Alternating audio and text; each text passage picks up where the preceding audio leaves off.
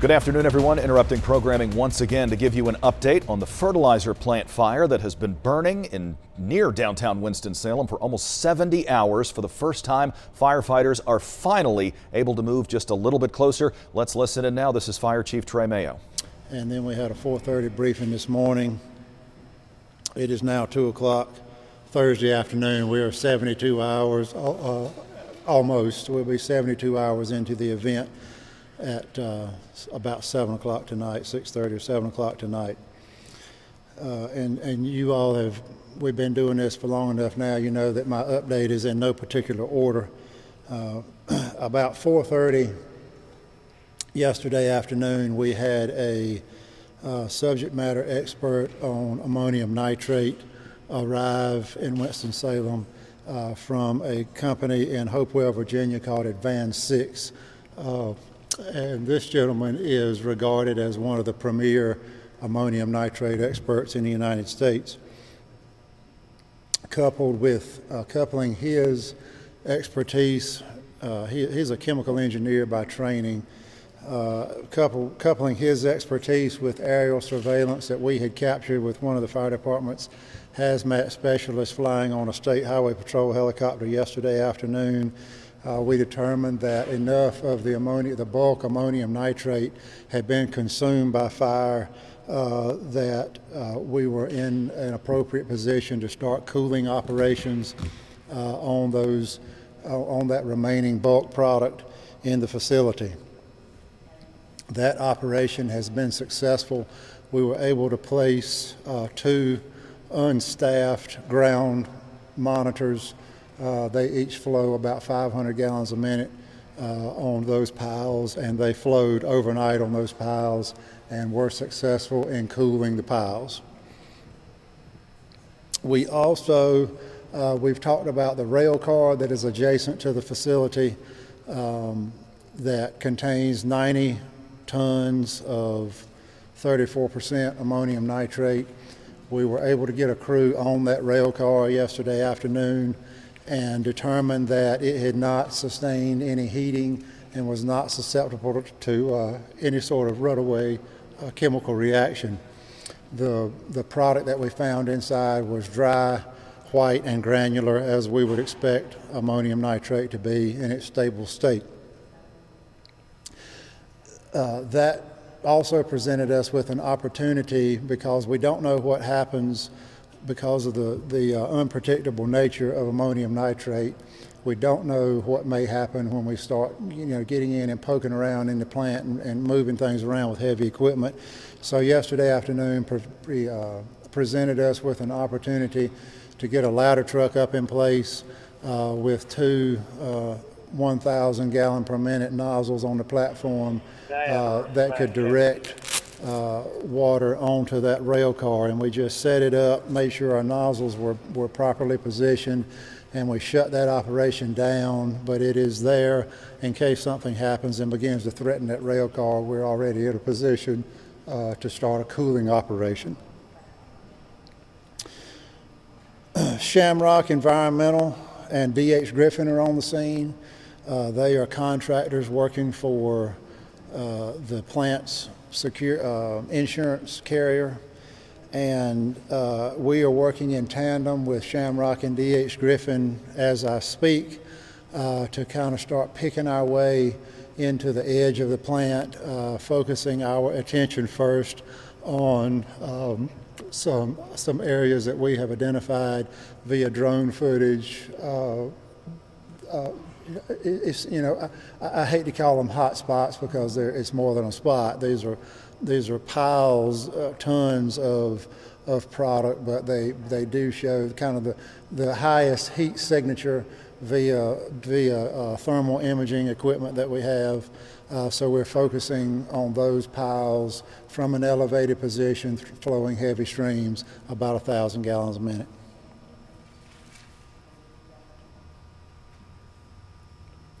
D.H. Griffin is building a berm downhill from the plant to contain runoff, and there is an environmental engineer on site that is working with the city, mapping mapping runoff into the city's stormwater system. At this point, the operational plan is that there'll just be a calculated daytime effort to kind of move across the site until we are satisfied that we have extinguished all the fire. It is difficult to say how long that may take. If we're there a week, it won't surprise me. And emissions from the area are going to sort of ebb and flow as those firefighting operations continue. When you have a body of fire and it is producing a volume of products of combustion, when you apply cooling water, sometimes you get an increase, often you get an increase in smoke production, water vapor production. So residents in the area and downwind from the plant should expect over the next several days to see again an ebb and flow in that production of the products of combustion.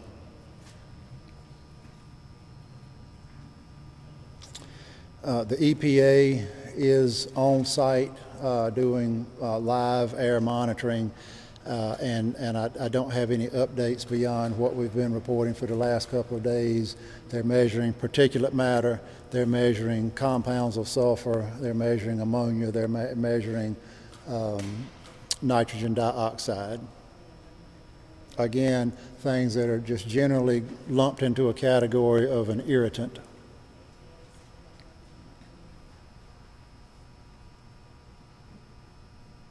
That winds my notes up. I think Council Member of the North Ward, Mayor Pro Tem Dee Dee Adams, would like to make some comments. Good afternoon, everyone. Thank you for being here today, and thank you for your continued coverage of this emergency situation. As the Council Member of the North Ward, I've lived in this ward practically all of my life, in the area where the Weaver fertilizer plant is. I have received numerous calls, text messages, and emails from the constituents and the community at large, but particularly the concern of the constituents that live near the fertilizer plant. I want them to know, as I've communicated to them, and as I've said on Tuesday morning, my job, like all of our jobs, Chief Mayo, public officials, staff, employees, is to protect and serve this community. I want to thank Chief Mayo and Winston-Salem Fire Department, Winston-Salem Police Department, the Emergency Responders Management Department, as well as the Forsyth County Sheriff's Department, and all of the other organizations that have come to our need at this time. I want the constituents to know that, again, I promise you, I will do whatever is necessary to ensure that my community is whole. Whether it's black, white, brown, red, yellow, I don't care. My job is to make sure that they are left whole and safe. We have been traumatized enough with COVID. Now my constituents are traumatized with this fertilizer fire. They don't feel safe, they're anxious, they're nervous, they don't know when some of them are coming back home, and the hotel bills are killing them because most of everyone lives from paycheck to paycheck. So my job is to ensure that my community is left whole and safe and that their voices are heard, all of them. I want to thank the city for providing the Latino Hispanic translator. Every time anything happens in this city, we need to make sure everybody's voice is heard and that they can hear our voice as well. So I'll be working with the city staff. As you know, the governor was here yesterday. Everybody that promises that they're going to help will help. I'm going to hold you to task to that to make sure that my community is left whole and safe. Again, I want to thank all of you for showing up here this morning and your continued support to engage and communicate to the community. As you can tell by my voice, I have been talking an extremely long time. So I'm going to go ahead and thank you on behalf of the city and the mayor of Winston-Salem. Adam joins in the city council. Again, thank you.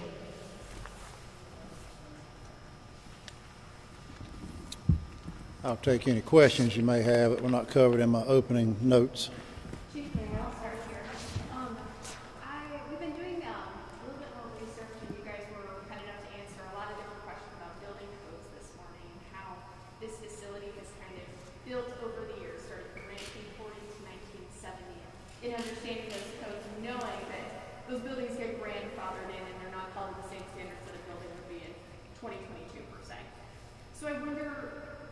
question, were there any kind of sprinkler systems or things like that that might be present in today's manufacturing facilities within that building? And if there were or not, would they have helped in this situation at all? I'm going to address that, Rick. If I misspeak, please correct me. Rick McIntyre is here from the fire department's life safety branch. So the building was not equipped with fire sprinklers. It was built at a time where it was, even if it was required to be built with sprinklers, it was built at a time before there was any code enforcement. That building was built in unincorporated Wake County. It was not in the city limits when it was built. The city has come up around that facility. It's my understanding that building was constructed in the early 1940s, and Forsyth County did not have a fire marshal until 1951. So it was there 11 years before there was really any code enforcement authority in the county. Now, the second question was about would a sprinkler system have made a difference? And you know, it's difficult to speculate, but what we do know is historically there has never been and not that this was a loss of life fire, but I'm just trying to give you some idea of the effectiveness of fire sprinklers. There's never been a multi-death fire in America in a building that was properly equipped with fire sprinklers.